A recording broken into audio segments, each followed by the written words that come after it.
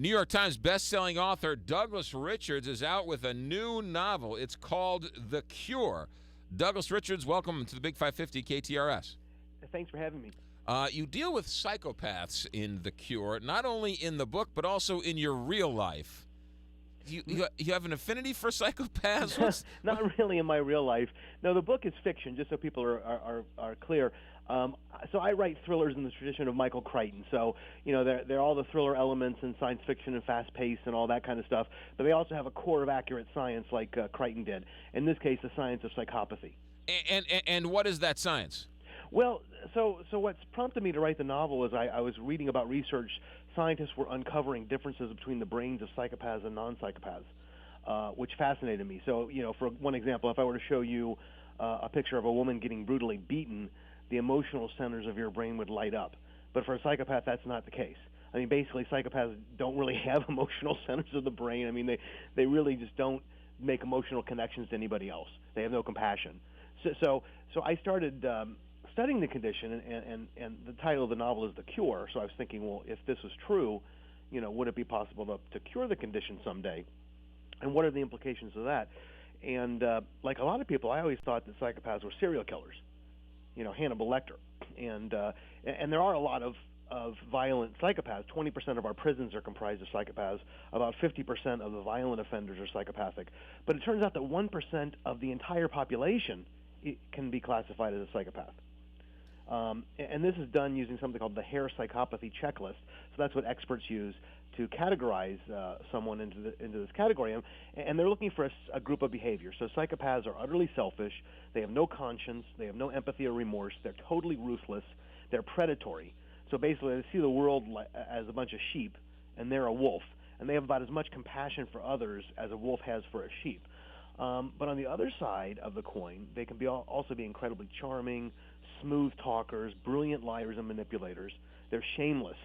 So if I were to catch you in a lie, you would, a bald-faced lie, you would be flustered and embarrassed. A psychopath would just move on smoothly, cool as a cucumber, and tell an even bigger lie to cover it up. Dougleas Richards is our guest. His novel is The Cure. Now, you were a biotech executive, so you have a science background for this. Exactly, and so I did a ton of research for this, and I also talked to a guy who goes into prisons and studies psychopathic murderers and rapists, and does brain scans on them, and a lot of that made it into the book because I thought it was so fascinating. I mean, it turns out, just to give you the punchline, these guys aren't brought to him in Hannibal Lecter masks. In fact, he goes into a small room with a psychopathic murderer without any restraints and no guards coming with him, which I thought was impossible. But he explained to me that the reason he's able to do that is psychopaths actually make model prisoners. So unlike what you see in the movies where it's Hannibal Lecter, he's going to eat your face off, they play the system. I mean, that's what they do. They manipulate. They're serial users.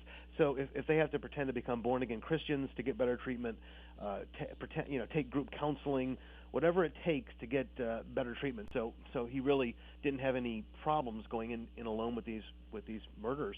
There's a great line when people says if the devil were to show up on earth, he wouldn't show up in horns and a tail. He would show up as somebody very charismatic. Can we spot psychopaths? It's really, really hard. They fool even people who study them for a living. Like this guy who I interviewed said that he had been fooled, and all of his colleagues had been fooled. They're that smooth. I mean, so what you have to do is, you have to be aware of what makes them tick. So read books like The Cure that have accurate portrayals of the condition, or other books that do. Because people with compassion can't imagine somebody can be that ruthless, that charming on one side and brutally ruthless and non-compassionate on the other. So if you understand that makes them tick, and understand, it is possible for a human because they're just wired differently. They're kind of like an alien species. So understanding yourself, because psychopaths are great at zeroing in on your vulnerabilities.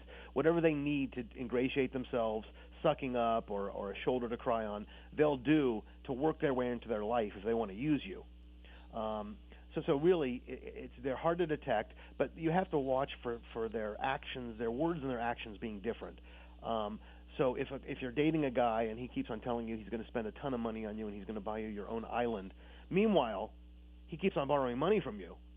So the words are, I'm going to take care of you and spend a ton of money, and the actions are borrowing money and always having a charming reason why he needs it. you got to watch for things like that, and also then get a second opinion. If your friends are telling you that somebody you're involved with, or your coworkers are telling you that there's a much different side of them, be a little bit more open-minded to that. The book is called The Cure. It's a novel. Dougleas Richards, New York Times best-selling author. Can people have parts of a psychopath? Can they be part psychopaths, part normal? Yeah, I mean, it's a group of behaviors. So in order to be classified as psychopathic, it's just kind of a spectrum. So yeah, I mean, psychopaths are incredibly narcissistic, for example. And in fact, that's one of the points I make in The Cure, is that if you did find a cure for this condition, psychopaths would be the last ones who would want to use it. I mean, they don't see anything wrong with themselves. They think they're superior. They think the rest of the world is weak and emotional and rubes. And so they see nothing wrong with being the wolf. So they won't want to be cured. You'd have to go outside of the law. But so they're highly narcissistic. But there are a lot of narcissists who aren't psychopaths. I mean, there are a lot of smooth talkers who aren't psychopaths. Right. Yeah. So yeah. I mean, there's certainly it's a number of qualities that take to become a psychopath. So you're absolutely right. You can have kind of. You can be really close, but not quite. Right, yeah. So your main character, Erin Palmer, thinks she can cure a psychopath. Yeah, exactly right. So somebody comes to her, but she'll have to go outside of the law to do it. Like I said, I mean, number one, she's going to have to test it on people without their knowledge, which is illegal. And then she's going to have to, basically you'd have to force it on people because, psychopaths wouldn't want to be cured. And like I said, 1% of the population. So it's not just criminals, or at least the ones that have been convicted. It's the guy in the office next door who smiles to your face while he's stabbing you in the back, takes credit for your work, sucks up to the boss, poisons you to the rest of your colleagues. That kind of person, and they're all over the place. And so, would you force it, and how would you force it on people? So there's a lot of kind of things that you can make a fun thriller out of, and a lot of good ethical decisions that have to be made. Looking back and writing the book, looking back in your own life, did you pick out psychopaths that you missed the first time around? Absolutely, yeah. That's the interesting thing. I mean, you see the world a lot differently the more you know about really what makes this condition tick. I mean, there was a guy that I worked with who was exactly like that, incredibly smooth, and so charming that after the 5th time he stabbed me in the back, I still found myself liking the guy.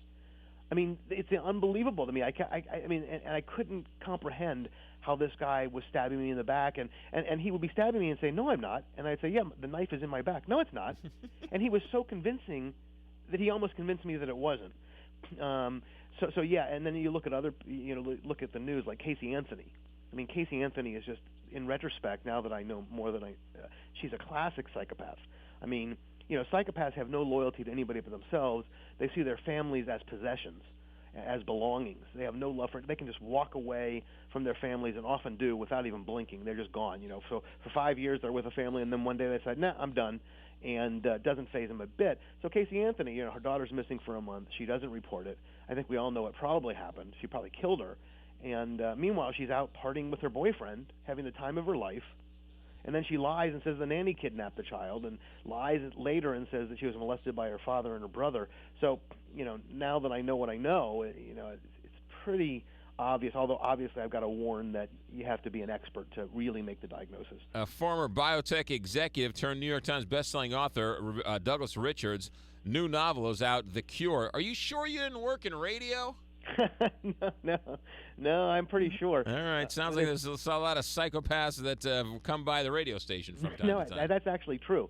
Professions like radio and media, where it's required for people to be smooth, and part of one of the reasons that psychopaths are such smooth talkers is because they're not self-conscious at all. They're fearless.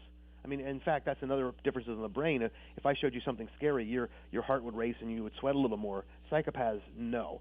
And that they have no break on behavior because they're not afraid of consequences, and they're unself-conscious, so they make brilliant, on-air personalities. Well, you don't have to worry about that. I'm not very good, so don't worry about that. Dougleas Richards is the author. The book is The Cure, a novel from the New York Times bestselling author. Sounds fascinating. Dougleas Richards, good luck with the book, and thanks for stopping by. Thank you. You got it. Back in a moment, Big 550 KTRS.